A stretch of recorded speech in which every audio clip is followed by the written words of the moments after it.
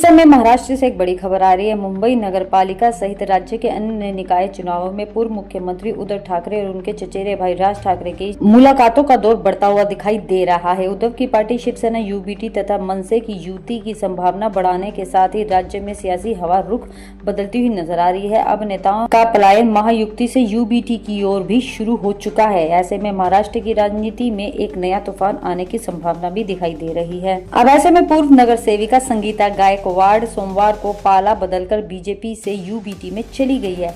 इस मौके पर उद्धव ठाकरे ने नरक चतुर्दशी का जिक्र करते हुए सरकार में बैठे विरोधियों को नरकासुर करार दे दिया है।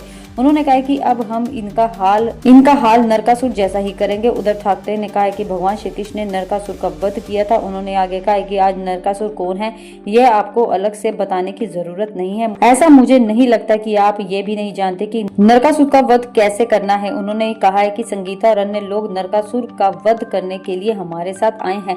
उद्धव ठाकरे ने आगे कहा है कि महाराष्ट्र योद्धाओं का राज्य है। हमारे साथ आई संगीता और दूसरे लोगों में से सबके सामने पूछता हूँ कि क्या आपको खोके वगैरह का लालच दिया गया है अथवा आपको डराया धमकाया गया है, क्योंकि लालच देकर लिए गए लोग निष्ठावान नहीं हो सकते। इसकी वजह मुझे निष्ठावान सैनिक पसंद है। उन्होंने आगे कहा कि मैं नासिक में पहले भी आ चुका हूं और अगली बार आऊंगा तो भगवा लहराता हुआ नजर आना चाहिए। उद्धव ठाकरे ने कहा है कि वोट चुराकर सत्ता में आने वाले लोग अब तक यही सोचते थे कि उन्हें कोई पकड़ नहीं पाएगा, लेकिन हमने उन्हें पकड़ लिया है। इन वोट चोरों को तड़ी पार करने के लिए मराठी और गैर मराठी लोग एकजुट हो रहे हैं। इस बीच उन्होंने ये भी कहा है कि मतदाता सूचियों में व्याप्त गड़बड़ियों और वोट चोरी पर मार्गदर्शन करने के लिए 25 अक्टूबर को मुंबई में उप शाखा प्रमुखों की एक बैठक बुलाई जाएगी।